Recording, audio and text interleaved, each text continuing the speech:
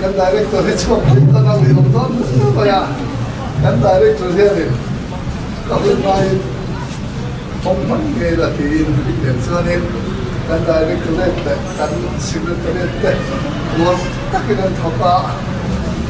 yang mudi so saha konsultan tangkai dah taka anman turin kahonge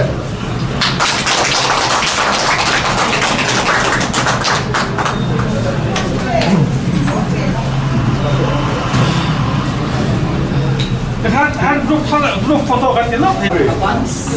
ya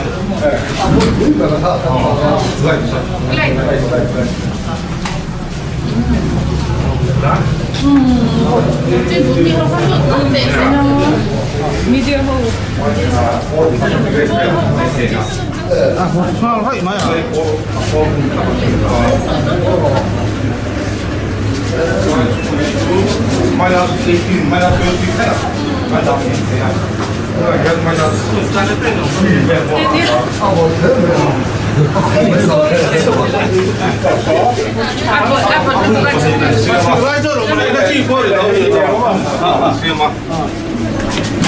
老师多少把这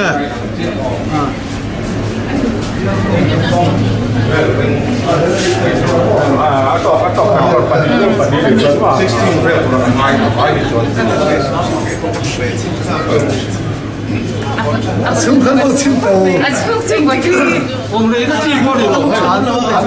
minus example minus 8.5 kan minus 8.5 sampai balut oh hey song đâu có vậy mà chưa cả chưa balut lah itu pun kalau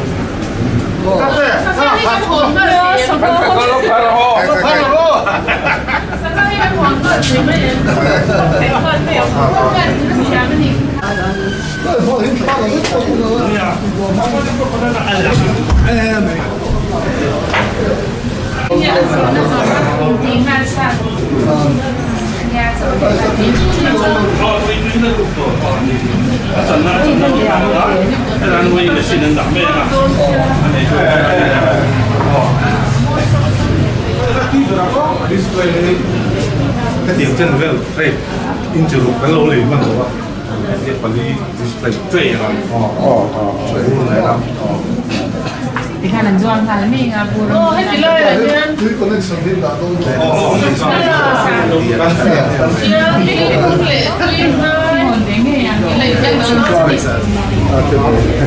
không có thằng group photo làm luôn去抢。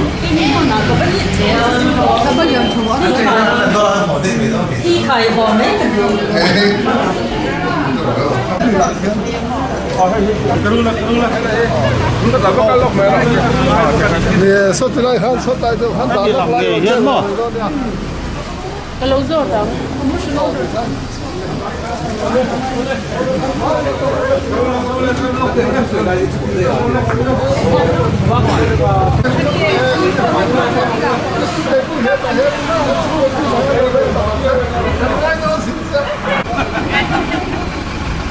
cái là số tiền sao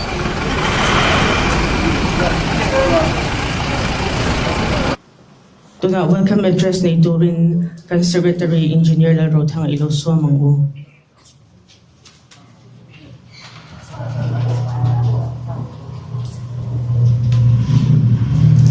Venia kalai guna coast storage unit fisheries department na alodwan khonna local zong zong te ama sawain in zawai chabe ka pu ka chu Venia hian mizoramin chang thara kan ni na langa kalaya su su tu ta local mel dom tak tak zinga kan khwalian kan minister zom takula than sanga fisheries department kan khai pa le kan minister am saberin kala welcome do amhala na te le Mizoram ta na mathira ni zau zia fisheries department in kan so zela mi wa zau tak ram lama po doi lo tak ane wangin a department chan nen poinen be hein ka thia sa voinia I hun chep tak kara elai hun milom han pui thia wangin in hana lom thu kan thit chen ni voinia hian aiso south through bial tu kan mele zom takula chuan thanga kan jinga lotel ve a lo mong ka ti tak zeta ani hi helai bela thei patop chua tu adel ru le kai to na sa tak sen tu ni elaya abial chunga he costoris kan ni po hi nakina min anfol puizel tu le min hum hal puya mason na thara ta po min kai puizel tu ring kan som du boka voinia kan jinga do tel hi kan lo welcome kan lo mani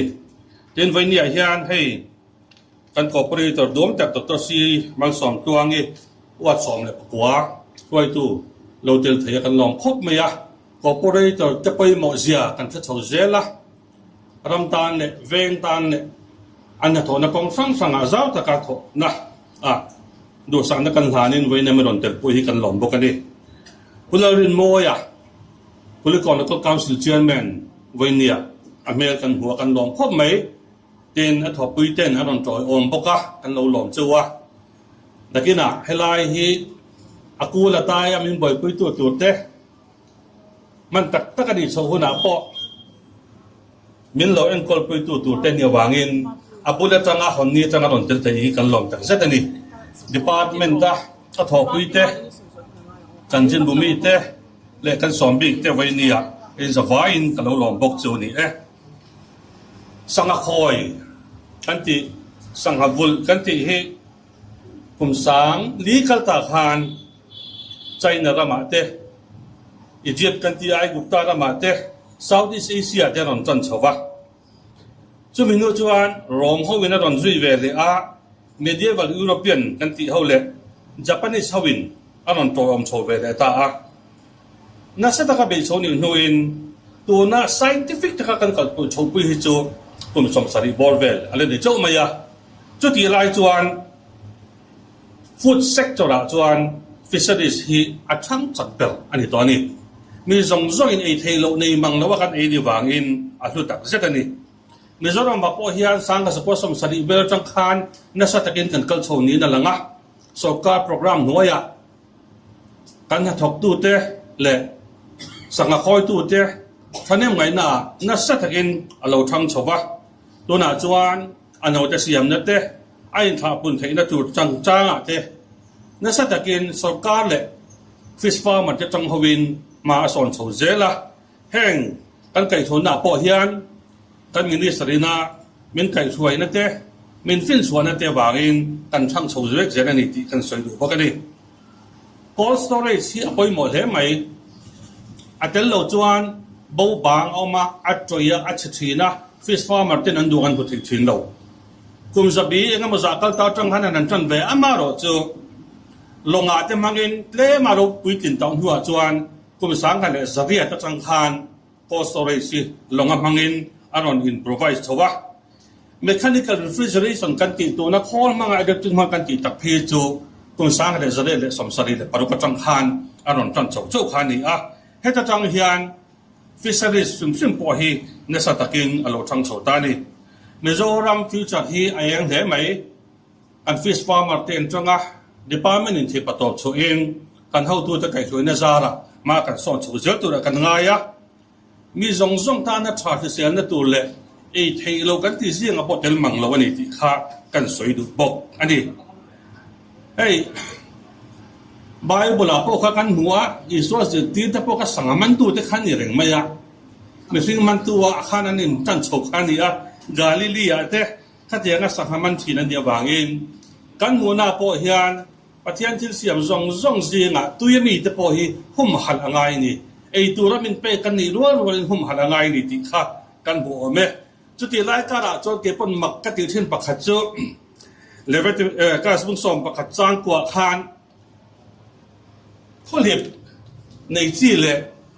ฟินส์เลยสเกลส์ในที่เขาที่จะแรงสุดที่นี่กันเชียร์สาวเดี๋ยวว่าเป็นเซลนาตานันโนตีสาขาที่หนึ่งมาเสร็จแล้วมูเสียดาระคานฮิปโปฮีอโลหลังเร่งเลยเจ้าวันจวนสังหามีสองตานะจังไกตัวให้ติลาย department อินาอโลดินสุการอินัสตะกินอโลกัลปุยเล่กับมินิสเตอร์เกช่วยนะคนไทยอโลนิตาฮีอโลมาอโลกัลเจ้อโลหลอมนั่นเนี่ยดูชัวกับมินิสเตอร์ไปฮีจูอัฐิลจันฮีBible เนี่ยไปในดูปไอ้ไหนมังเอกติforest ทั้งเตลบก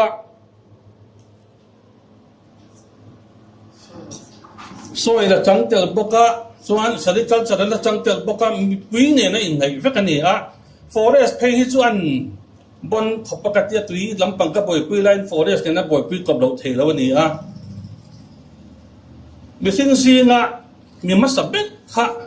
forest ranger เนี่ยอดัมค่ะไอ้เดินหัวเวียงตุขันนี่มิ้วไม่ยะเจ้าวันจวนข้ามีเอ็นโคตุขันเนี่ยสังเปรfisheries department จังโดนนี่เอ็นนั่นจะไปทักเอ็มรังสิแล้วส่งคำรู้ลงลังไม่ส่งเดือดจู่สังเปรปังอะไรสังหพันธิขันเนี่ยสภาพจะบอกกันบ่อยคุยจันโดนในกันนั่นทีปัญหาที่ Bible เนี่ยจะปวดชุดจินมีสิ่งมาโมนะปวดชุดเทียนปะเทียนถูเตเลนิติค่ะวันนี้เราก็คอมเตเลก็ถอดปีเตกันสิดูจังวะต่อไปหลังจวนวันนี้กันเราเห็นถึงนวารีประเทศเห็นเราทุกข์สวยดูวะสุมีเปียละมาจวนการท่าตัวจะมีใจช่วยนั่นแต่ที่ป้ามันจนหลังนั่นแต่ละให้ลายขดลางนี่นะเทปตัวปะมิเราจอยอมนาวางินอินสบายจุงะลองทุกข์สวยอินสบายอินก็เราลองนั่นจุนี่ก็เราไหม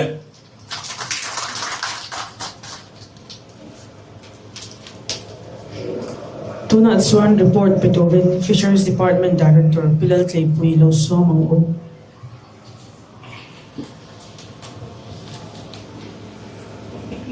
Voina kan chief guest le kan cold storage min hal saktu kan minister za tak pulal than sanga guest of honor pulal Swan thanga bial to MLA kan chairman engkima le kan chairman engkima thanem min ngai pm tu kan secretary engineer le ro thanga MES te he project atana kan thopui le nodal department horticulture lam te how to te voina he hun min man tu zong te in zawain chi bai kabuk chewani tuna kan hon tu cold storage hi special assistance to state for capital expenditure saski sangni somni atanga somni pakhata integrated fishery and agro based processing unit component noaya project siam turati kan yangin department in ngun taka kan ngai tuan huwa post harvest infrastructure ti changklun hi tha kan titlanga tichuan fish farmers den an sanghathar swate ron phuluta achiat man lau hau lova an sangate an thal swate na turani be sein he project hi siam aloni ta ane he company na hian horticulture department government of Mizoram te hi nodal department ni in ani nen hian in ron chungin project hi siam ani noi za somni pathum ani kan project hi DPR establishment of cold storage for fisheries at ngai zel aizol ti thelu ani tuang takin project po hi approve aloni nga leni helai mun hi fisheries le soil department ramthin ani home department lamin ngai zela fire station mun atan man andu awangin GAD lamatangin dilna kan moa wantlang himna tur thil ani awangin har sanna siam lovin surrender ani ma se fire station atana hian mundang ruaman lezok ani ta ka wangin he project atan hian sarkara dile ani pathian rim indremati yang har sanna lavin amun pum pui hi peglet le kan nita a he project hi a lo lotling theita ani din a project hi kum sang ni somni pani atanga somni pakata approve ni ma se asum hi ke deposita da ani a marsi som pasari sang ni somni pathuma chau release ani a ramruak ani awangin building subjob tour ani a building construction cold storage installation tele operational cost te ruam hananga yawangin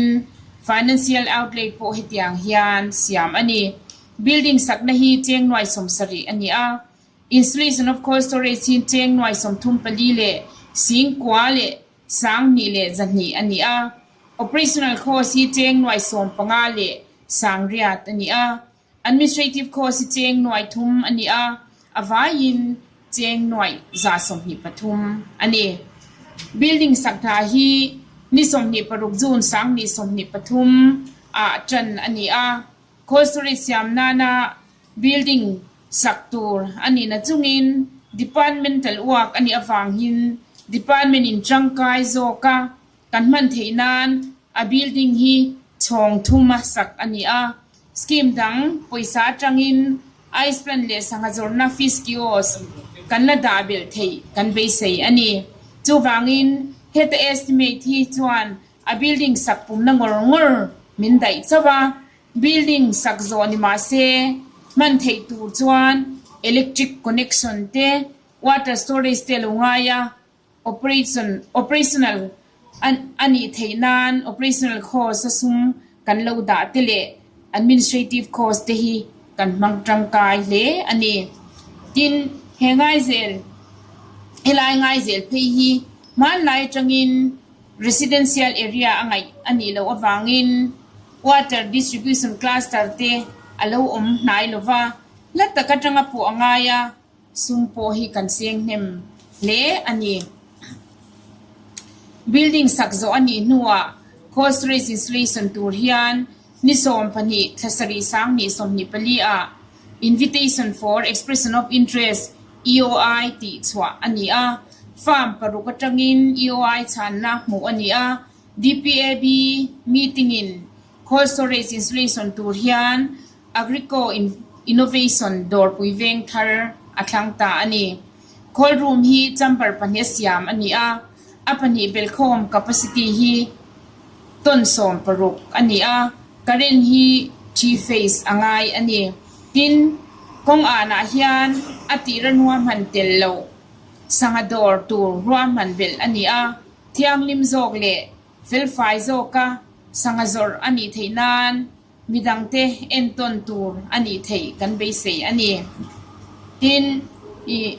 hemi hall chung tuna kan hun function man na lai te po hi nakina central scheme hanga fees kios te sanga zorna tur te thiamlim taka sanga zorna tur hanbun le na turata na ruam man ani a chu wangin he building hi uluk taka sak ani ti kha kan soitel du bokani post harvest infrastructure sanga deal atanga man chwa ani nuwa avon that lam le song bol lama mizoram hi kan la pachile a sanga tharwang lain kan thar chwa tamzo ki aizo la ron phulu ta se avon thatna kan nei thatlo awangin har satna kan tok na sale donani chu bangin ko sori sa bang hian achia thlau mia lovin kan thar swate ron phulu tin man zokin kan thal theizona hetilaya file sanga kan farmers tina an sanga man te an ron lak swate chemical storage a hian an han da thanga tichuan amun bul kumilai khwana zorna te kan han siama chumi a chuan han zwar le anga chutia ang chuanin I sanga chia thla lovin thatakin vongtha in sanga tharlam I helai muna hian kan zwar ngalin kan da tha theidon ani a chuwang chuanin along om be ma I ani ti kha kan soidua atobira chuan kan department ta na mason na pen khat post harvest infrastructure kan nei bel hi kan nom le a legal department horticulture department le minlom puya ahon na hun min man pui tu te zong chunga ลมทูกระสุยนี่กะโลเม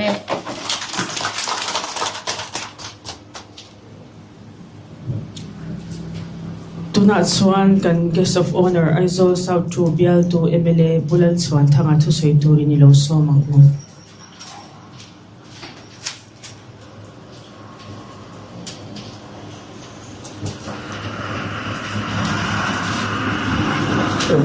Kan tisang daw yo.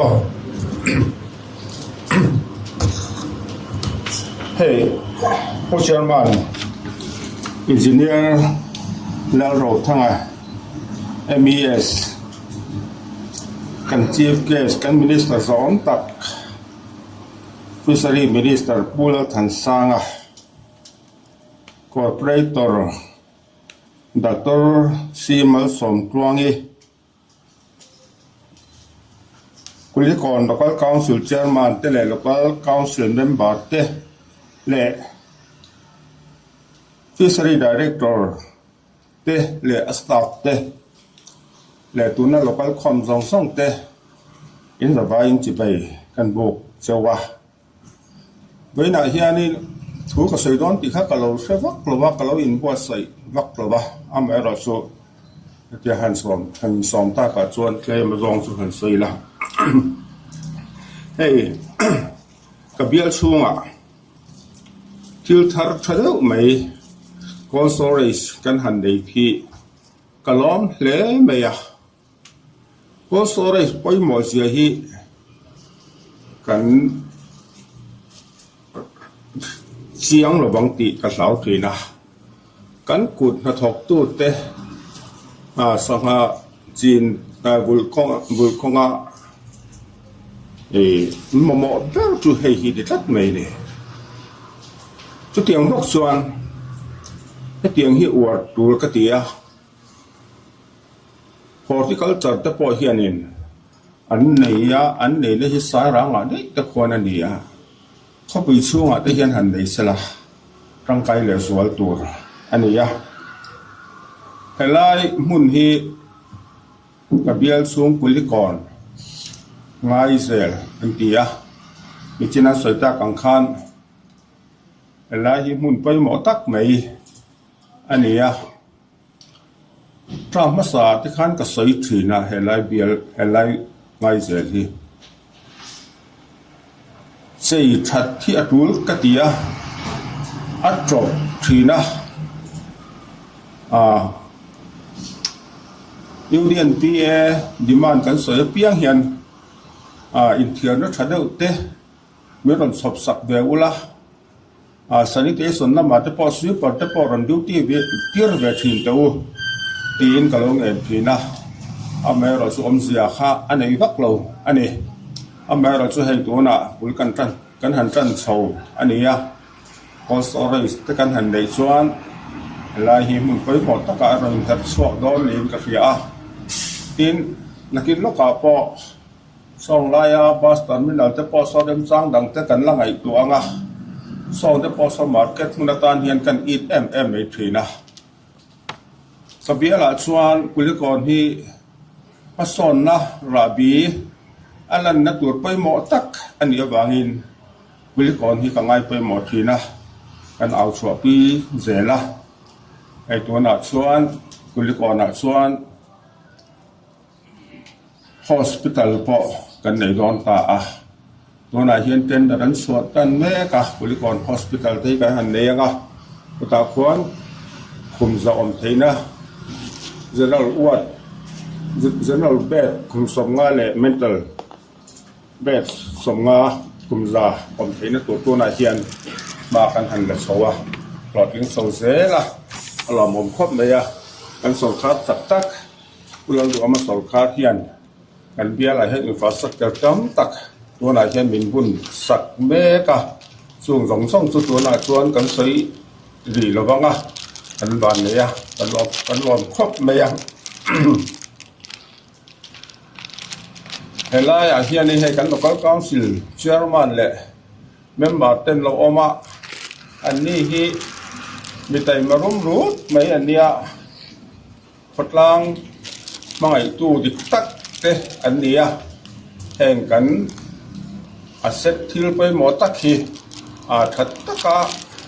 อันบนเสาขากันไปใส่กุยโดนะเทียงอังอินไอ้กันกอดไปต่อรัตตัวซีมาสวมกลวงอีอมบกะอันนี้พอฮีมีที่ไม่เราตุ่มรูตักไม่อันนี้บกะไอ้ลายตัวน่ะก็สโตรจชัดตักไม่กันหันในฮีอารมณ์มันตักเปรี้ยวไม่วิ่งกับเรียกันสังหารเดียวในตู้เต้นไอ้ลายมันสังหารทารลามตักขี้อันนั้นเช็คคอมังไอ้ลายทารลามตะกินมินันสายเทดอนตัวที่อารมณ์กระเดียไอ้ตัวสาวตรูมีปีไม่เนี่ยเลยไอ้ตัวก็ปีช่วงสังหารทารลามเละทราเปียอังคาตัวน่ะชวนกันหันอินชบเฉาเทดอนตาอันนี้เวลาเฮียนลมกระเดียกลอนตักเม็ดเบลอันนี้ตีข้าก็ใส่เทดอนในมือเราเสกลอนไหม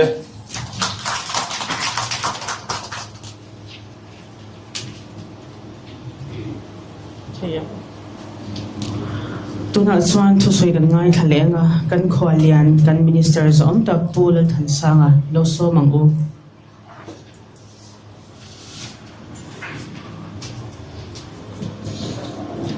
กันเชอร์มันกัน MLA สมตักกันคอร์ปอเรเตอร์และ Secretariat ลำปางกระทบปุยเตะ Directorate ลำปางกระทบปุยเตะเลยกุลิกร Local Council เตะและ Headline มุน Local Zone เตะทำใส่จีบกันบุกตัวเจ้าก็ใส่ตัวจนใส่เจ้าเด็กเด็กก็เสียทุเรศต่อไม่ต้องทำยังไงก็เสียเด้อนี่ที่นั่นกัน Director ข้าราชการไอ้สาสกีไปสามอันนี้อันหุคุมโปก็สามนี่สมนี่ขัดอันนี้แก deposit ดาวางเงินสามที่สมนี่ปฐุมมาสหลักส่วนอันนี้อย่างส่วนนี้บุญกันรันสวะอย่างมีหลอดที่นักตัวเรื่องกัน director เรื่อง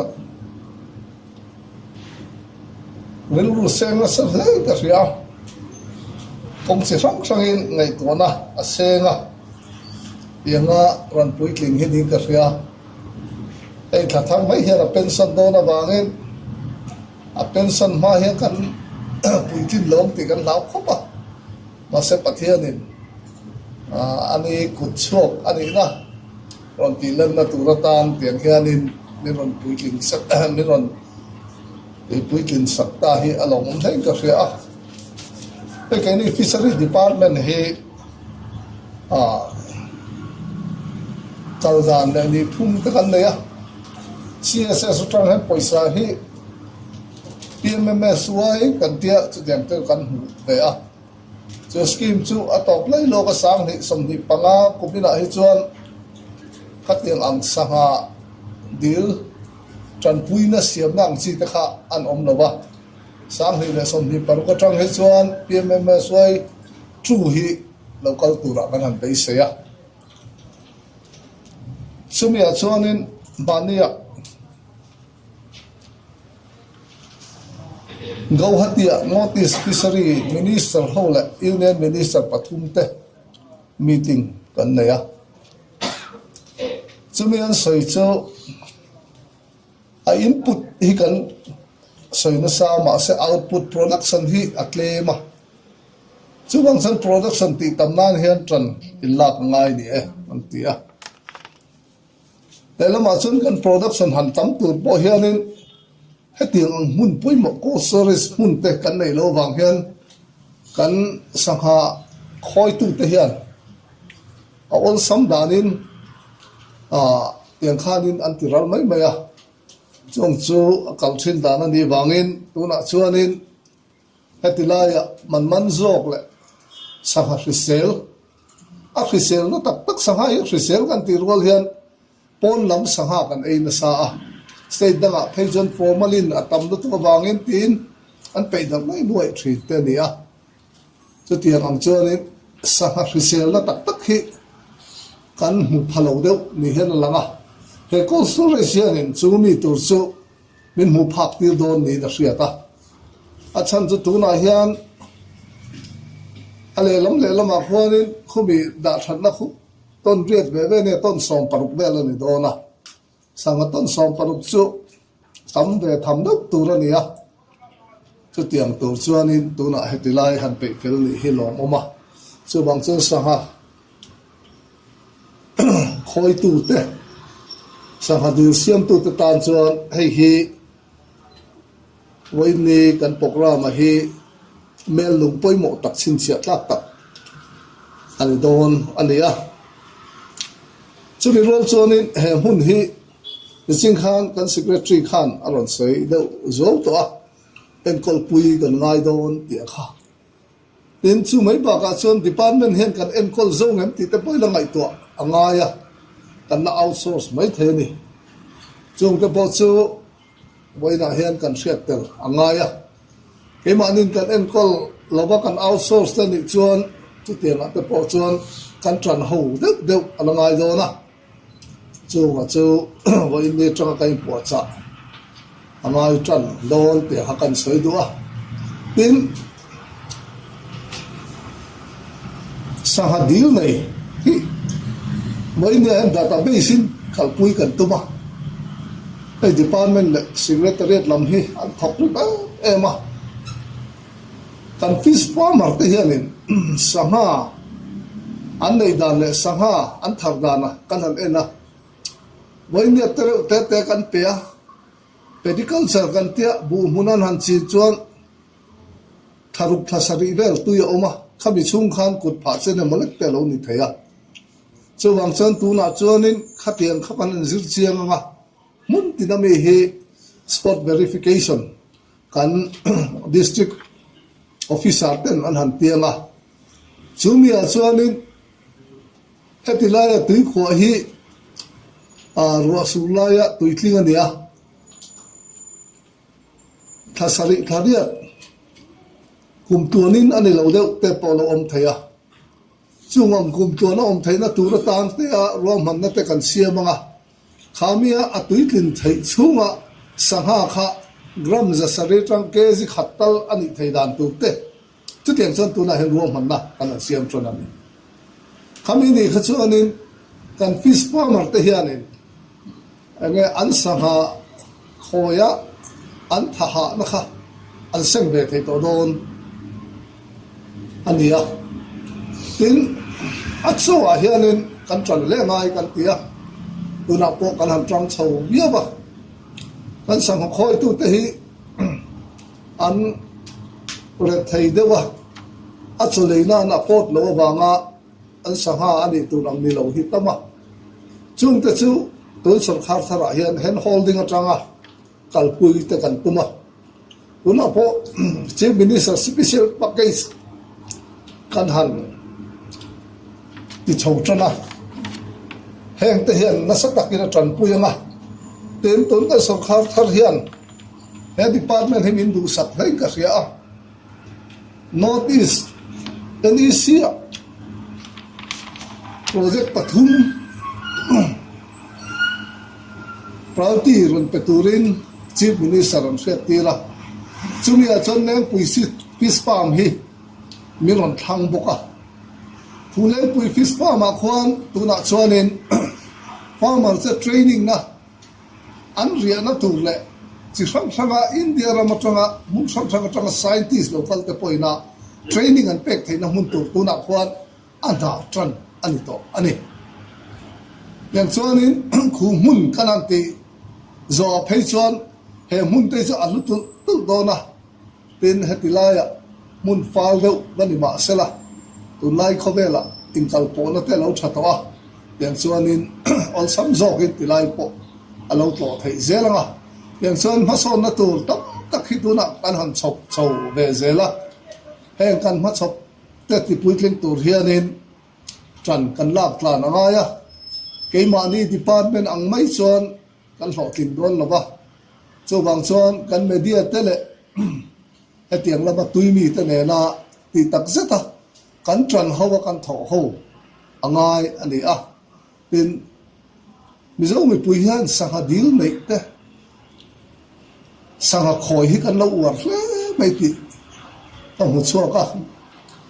tan ma sa mai khanin sota LADC lampanga amun kil khor ber te kan vakala chunga po chonin plaster ang liglek ti theina tur hi lo la om deuh mol mai lo nia chuwang chuanin tuna chuan systematic takin kan kalpuila lok zok le zoram mi puite poina he ramina sanga athar nge ya he zoram hi kan choma zoram mi puite sanga thar lam zo 80 thi kan tumani ti kha boinia kan soitel duwa chuwang chuan he kan ko sore sahi trangkai taka kan man thainan kan fish farmer zong song te pon hetlai mun hi tlo sela ei hetilai hi kan na chei chhauzer tura po ngai la changtlung deuh tura te po ngai la chutiang chuanin he ko sore che min ngai sakpuya min en kol pui thok turin kan somin kan ngen tak meu chu ni kalo me kan department ta na thei to pama min lak pui to kan ministers om tak chunga lom thu kan soya tuna chuan lom thu soina nei turin pizo nun thuagi joint director lo som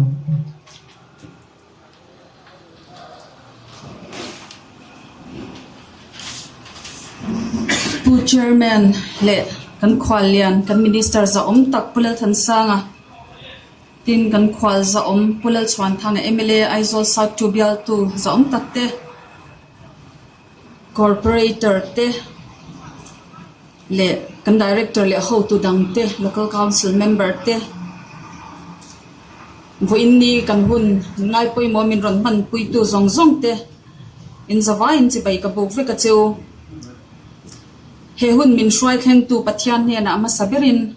lom thu om sela kan khwalian kan minister za om takin a hun khat tak kara voina he hun ngai poimu a bin ron man pui theya wangin kan loma department anga kan malak na sang sanga thanim ngai le phur taka min kai shwai chin hi kan lom ma I department te hi sir ni lo kan in ti mani itu soi ngai nom le ro pui takte kan department ta na pachhop mathir chatak iron soi chwate I vision chatak awangte in lom thu kan soya do thei taka min kai shwaina le mason na kong zo zel tura chanem min ngai puina zong zong te wang po in inena lom thu kan soi ani kan khwal za om pulal chwan thanga MLA za om tak Aizol South to bial tu in hun bichil taka kara kan han som na te min lo pom saka he hun min ron ngai poimo saka wangin kan lom ma tin chuti walin ward number 19 corporator Dr. Simal Sontloangi kan kianga kan zinga ron tel thei hi kan lom ma tin local council president le member te Kulikon lam local council te helai mun ma nei tu le thu nei na keng tu te voinia min ron tel pui hi kan lom ma athamwan thak kan tia har sat na neu te kheng thei ania nakina power kan mamo bel hun tur chung changa te po solai loka thenong loka transformer thar in bun tur te hi tlum te thir takin kan lo thir ani ti kha kan soi lok ngal du ani chumi ani lo chuanin ani tur angina function thailo palang ti kan hlawa in choyom na in midu sakna ha kan mamo ngal mani ti kan soi do a tin voin lama hianin anrun lang thei talo emni o ka chiang lawa horticulture department lampang te hi minister program ngein hun an lo mang ve ni in ka sha a anni department chunga lom thu kan department hian kan soi do a an nodal na nuaya hetiang ang infrastructure tangkai le thatak mai din ani thei hi horticulture department chunga department mingin lom thu kan soi ani tin helai monaco storage unit lotlin na tura ngai toana thale zung senga na sataka min ngai to puya min boy pui chin tu voina ne tak mai min kai shoi tu kan secretary engineer le ro thanga ani po vision nga takania chumi chunga le report ngai nom le beng war thak tak min rom chop chwa sak tu kan director pilal clay pui te tin tun ma a kan department secretary le director kal chwak ta te helai hun kan nei let le theina turata na na sataka thale zung lo seng tu te ne na po lom thu ka soimol mol ani tin helai mun kan sia a traffic a boy ma kan kot che khu bus stand da ron ningal mai thina voini lama sp traffic lamten fel fai takin traffic management te min lo ti saka mun ol te min lo zwa saka kan lom ani tin kan soi mai hau lo tur chu hei voinia kan department thil ti apiang in an boy chung pon min ron troi om zia min ron man pui zia INPR department lamte kan tu thar puang dar tu the dar tu sang MJA members za om tak te cable TV lam zonet te LPS te Doordarshan te in zawayan min ron tel kim pui chap thina department lian lem lo poimo anga lang lo po ni ila poimo takin kan poi pang te fel fai takin min puan sak thina wang hian in chunga lom thu kan soimol molani tin hei administrative department lama kan ho tu ten kim takin min ron tel pui hi kan lom ma kan department hun poimo min ron ngai poimo saka office khat ang che a na min tho pui tu te in ni awangin lom thu kan shil chewa tin helai mun hi han pu acha ngai na sa mai kha ania amun apoa minute ni khat chung lekin apongal thur zel mai sia chutiang zong abal le chok tin reng te fel fai le moi nai taka helai mun lo chwa tu ka tho pui zong te department ka tho pui zong te in zawai chunga lom thu ka soya eile in thlengin thil trul le mamo zong te in lo ngai to fel veka helai mun a program tuang takle moi nai takin in zara kan nei thayani ti kachia in nena lom thu kan shil bokani tichuan vo in nia helai mun a local khom zong te atop bernatan in zawai chunga lom thu ka soye kalome